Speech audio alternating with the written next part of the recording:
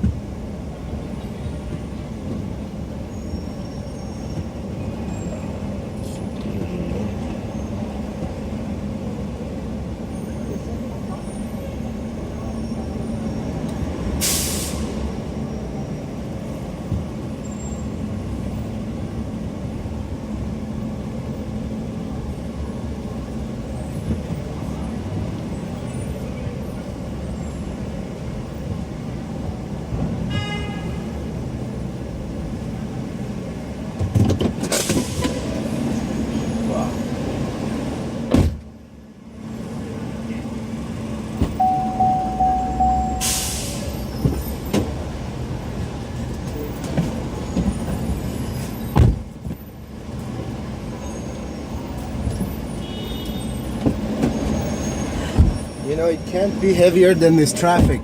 You know what? It keeps getting worse. Oh my God, you have no idea. You know, when I actually got here, even before you texted, I actually had time to go and get Starbucks. So I don't even know which one to take. So at 5, when I texted you, I think it was like, what, 11:50? I sent you a picture just to see how bad it is. Oh, did you? I don't know. You know what? I started just watching all the silly, stupid people. So, It's my phone.